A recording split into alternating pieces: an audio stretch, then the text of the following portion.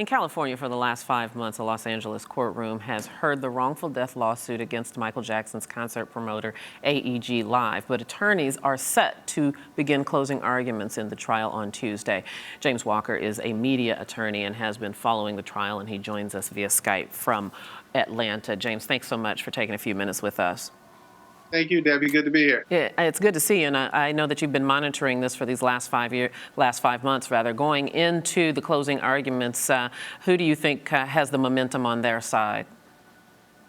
I think the family has a slight edge right now. There seems to be a sympathy vote. When you hear a judge say that the mom depended on Michael Jackson for a livelihood, it makes you kind of think the jury is hearing a sympathy plea from an 80-plus-year-old woman, I believe 82-year-old woman. You know, a lot of very damaging things came out about Michael Jackson during this trial. Do you think, I'm going to ask you this question, move it up in the line, do you think his legacy can be salvaged after all of this information that has come out? No. They filed the suit, Debbie, as you know, for $40 billion. They claim on this tour he would have made $1.5 billion, $1.5 billion just on this tour alone. So I guess they're saying if he's 50 years old, he could have toured another 20, 30, whatever number of years, and other incidental income he could have made to total 40. I share that to say, even if they get a verdict of $1 billion, do you really think that will overcome the general public opinion of Michael Jackson, particularly with the things that are coming out in this trial about his drug addiction, you know, the issues he had with child molestation, the allegations I want to emphasize, and just the overall confusion that surrounded him in the last 5 or 10 years of his life. I don't think this case will vindicate that episode or that image of Michael Jackson. Mm-hmm. And speaking of which, one of the final witnesses to testify in this trial was his physician of 15 years, I believe it was, Dr. Alan Metzger. What impact did his testimony have? To me, his testimony did two things. On one side of the table, he gave you an honest opinion. Michael was a gentleman who dealt with burns to his scalp, as we all know through the Pepsi commercials. He was a gentleman who struggled with insomnia and couldn't sleep and was restless. He was also a gentleman that looked at this tour as his comeback. So to me, the doctor did two things. He humanized Michael on one side of the table, but then on the other side of the table, he somewhat took the blame off of AEG by saying, hey, this guy wanted this tour.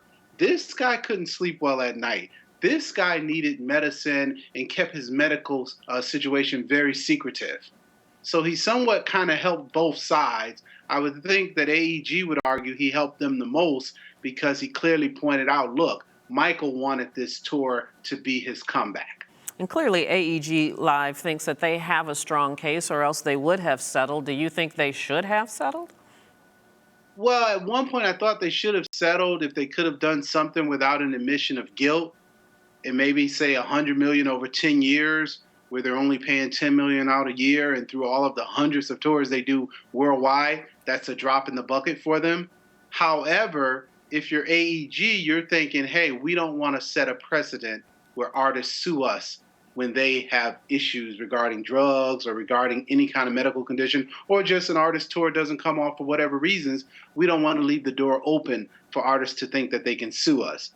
So I think AEG was faced with a predicament of probably, should we settle this? But if we do settle this, will it leave the door open? Sure, and I wonder if they were also emboldened by the fact that, of course, the family, Catherine Jackson, named specific AEG executives. The judge eventually dropped those executives, dismissed them from the case. That had to be encouraging for AEG. You're talking about Randy Phillips, the head of AEG, among others, yes, who was released last week, I believe it was last week, by the judge of any culpability or any liability in this case. And I think AEG quickly put out a statement saying that that was a victory for them, that these defendants were somewhat let off the hook because I guess they were acting in their capacities as executives of the company at stake. I know this is purely speculation on your part, but very educated at that. What do you think the verdict will be? I think Michael Jackson's family could walk away here with a sympathy vote, but I do not think they're going to walk away with $40 billion. I think they've been able to prove the case that AEG had a contract that I believe Michael Jackson never saw for the retention of Mr. Conrad Murray, who we know is serving time and who ironically will be released either this month or next month from jail. So I think the family made the link that, hey, our son entrusted you with his last comeback tour. You hired so-called experts in a team, and one of those so-called experts, Dr. Murray, is responsible for the death of our son, and you should be held liable.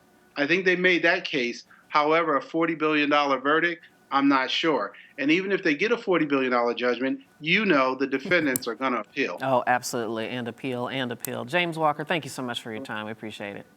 Thank you, Debbie. Have a good evening. You too. Well, a man in Memphis put his money where his mouth is. You'll find out more about that. This is Arise America.